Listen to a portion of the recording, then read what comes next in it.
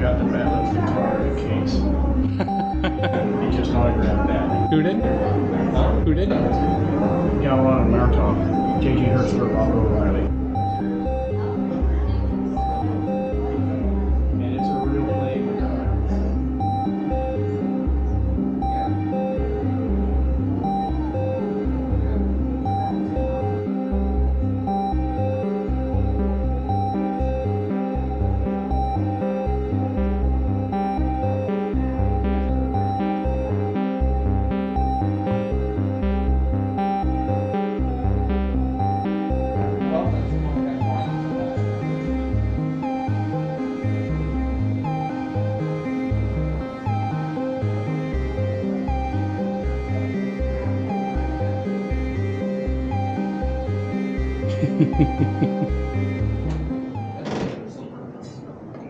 Wonderful enough, Captain.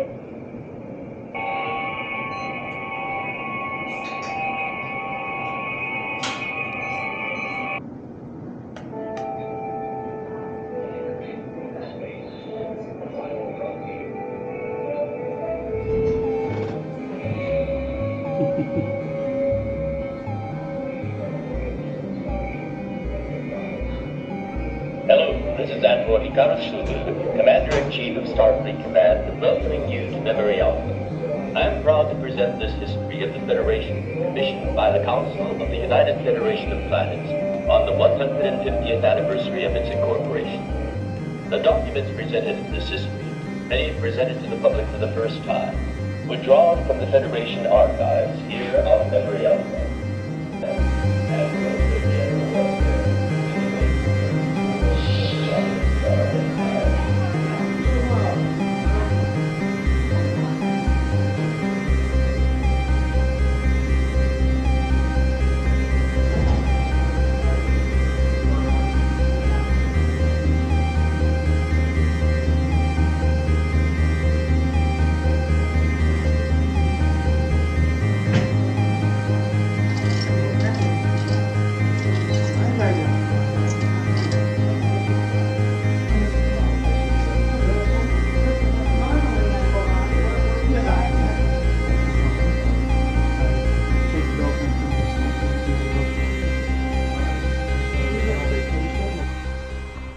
Okay, we finished up at the museum.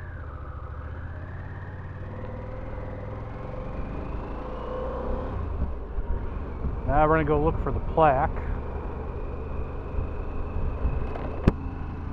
They say go down here a few blocks.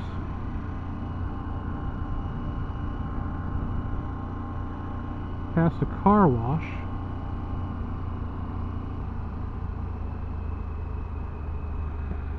There it is. I need to go over there.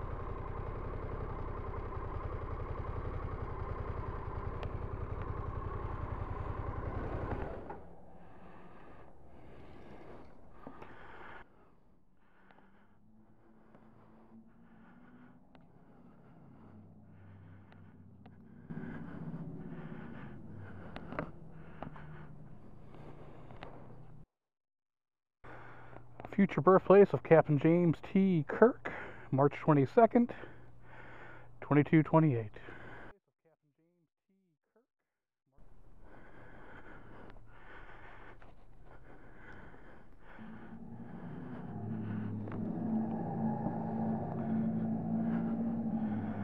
Cannot wait for those better foot pegs to come in. These Harley foot pegs are just trash.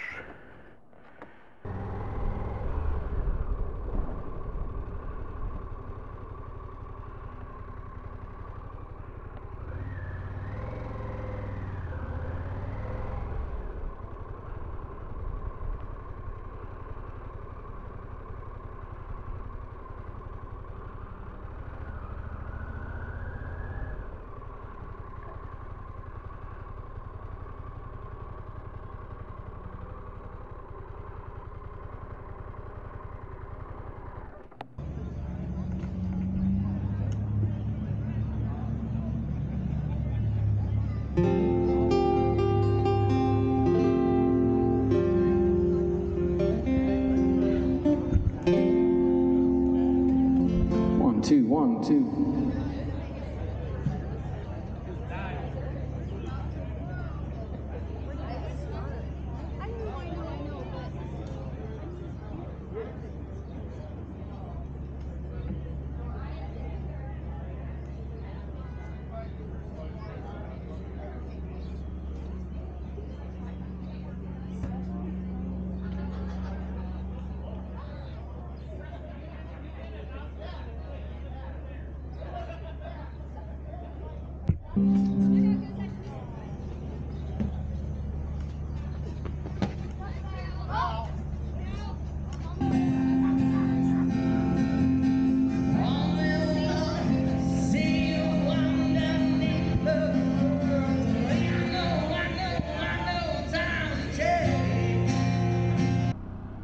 Alright, well that concludes our little jaunt into Riverside, Iowa, and future birthplace of James T Kirk. Check out TrekFest for the first time. Lived down here for over 10 years, have never been. Seems like a cute little small town festival, music, food trucks, a couple sports games, and a few, little festivities, nothing huge. I wish it wasn't quite so humid today. Humidity's bad enough, I feel like I'm swimming through the air right now. But this gives me a chance to test out the new camera gear. We got the Drift Ghost XL, got the Insta360 X2, so see how that works. Starting to catch a little bit of rain now. You know what happens when it rains when you're on a bike? You get wet. I'm gonna put the visor open for a little bit. It's just too freaking muggy to keep it closed. That is a nice car. Look at that. Hey, bud. Nice car.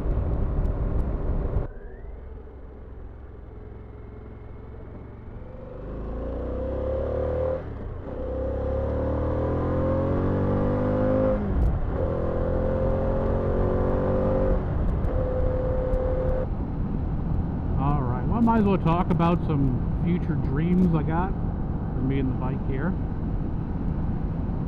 Since the last time I talked about it on the audio recorded properly. It's for a very long time, since I was really young, I've always dreamt about the idea of riding a motorcycle all the way to Dead Horse, Alaska.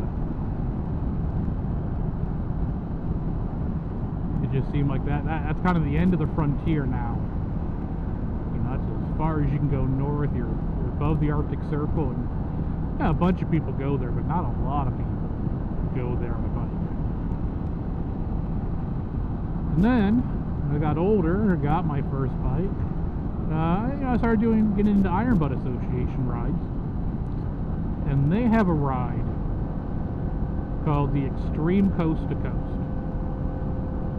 The two farthest points you can be on separate coasts in the continental U.S. So they give you quite a bit of time to do this. They give you 30 days. So all you have to do is drive from Dead Horse, Alaska to Key West, or vice versa, in under 30 days, keeping track of receipts and your route. Well, I'm going to go to Dead Horse anyway. I'm already going to go all the way up there. Coming back to Iowa, it's only, less than 2,000 extra miles, a couple days to make it to Key West and have that huge accomplishment. So I started planning it, and I think I want to start Dead Horse and Key West. Hard part first, and when I end, I'm much more in civilization, shall we say. I dream about this. I imagine after I finish in Key West, heading back up to Tampa, and then maybe stopping by the Dirty Shame and catching Josh or one of the Brapstar people there and sharing a beer and a story with them. So I could, from Iowa, go straight to Dead Horse and then turn around, come back, and go The direct route from Dead Horse to Key West puts you right through North Dakota and Iowa, and it's backtracking the whole way. And honestly, it's a really boring route, and I'd rather not do this and then back again. That's a bit repetitive, and it's not the prettiest part of the country, being honest. So in my mind, what I think I would do is I would start here, obviously, and I call it flower sniff. Just take my time, get up to Dead Horse. Not on the clock. I can sightsee, I can take it easy. I got a goal, but I don't have to be rush. I'd probably stop, I'd probably get a good set of tour tires. I've had really good luck with Continental Road Attack 3s. I don't know if they make a set that fits this bike, but get some. I'm going to be doing a lot of highway, a lot of interstate. Get some good tour tires. Get up to, I think Anchorage is the last big stop. Could be wrong. Could be Fairbanks. I might be off on that. But there's one big stop before the Dalton Highway begins. Swap tires there to something, more aggressive dual sport tire, and use them to go up and down the Dalton, which is gravel, mud, or worse at times. And I think I would get back to town. I'd probably put the tour tires back on, because in my experience, my last bike, which was a Suzuki V-Strom, I could get 10 to 13,000 miles out of even the rear tire on those Road Attack 3s. I loved them. They were great. All weather conditions, outside of snow. Never tested them in the snow.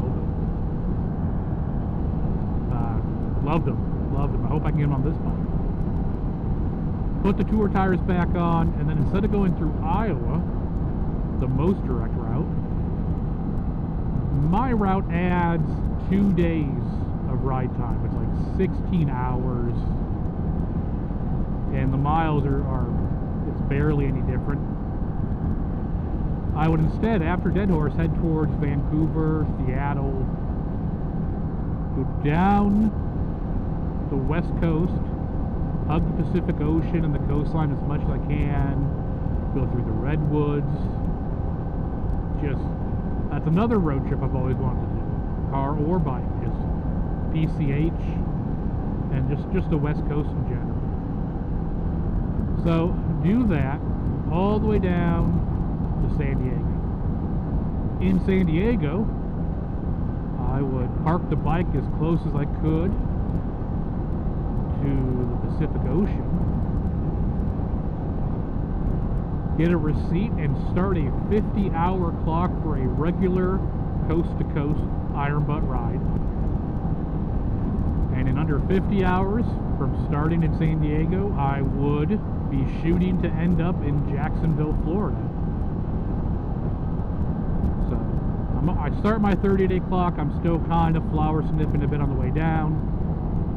San Diego, 50-hour clock starts, zip across, kill that clock, and then from Jacksonville down to Key West, stop my last clock.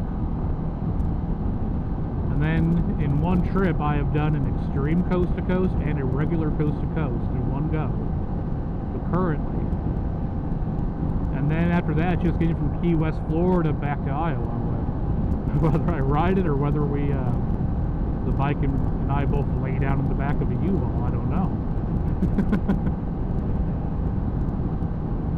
So that's a cool trip. It sounds really great. I started thinking about it. Okay, well, let's start to put some rough numbers down. How long is this going to take me? And if I just average it, I don't really account for that 50 hours where I'm going full out. But if I just average it to 8 hours of riding a day, it's close enough, start to finish, home and back again, 30 days.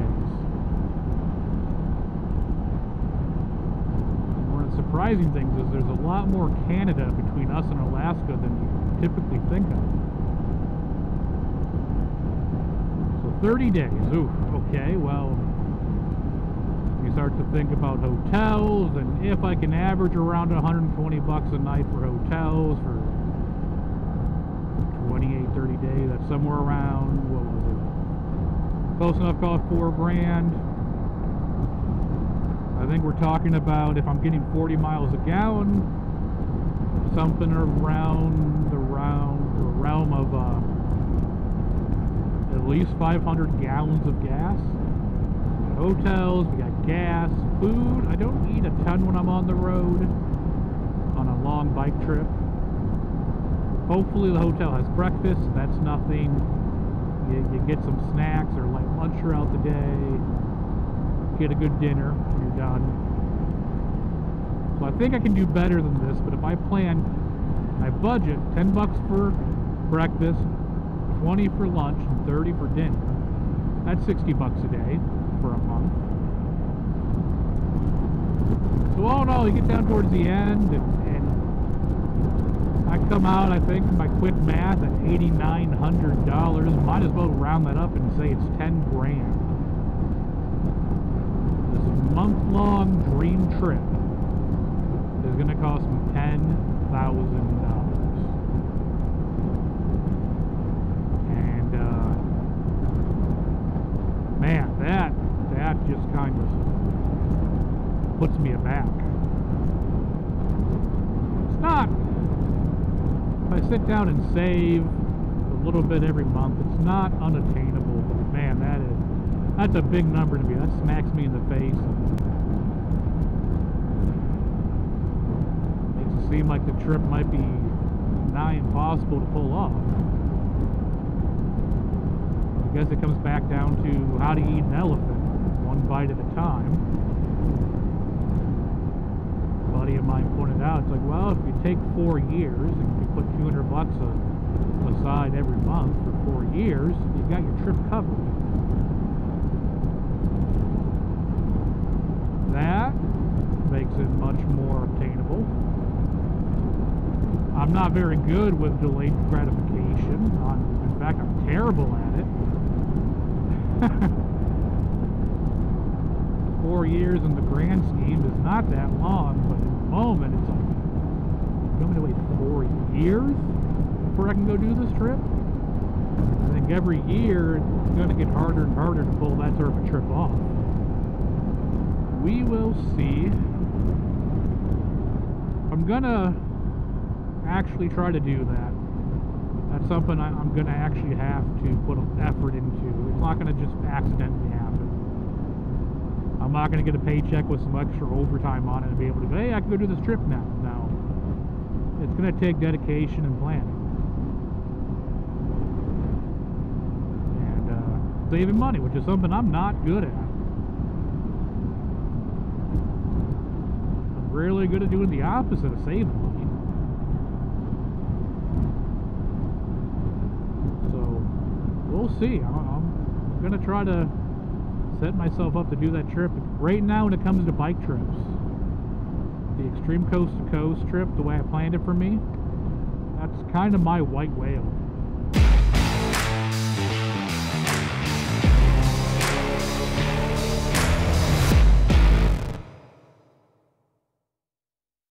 There's a tiger.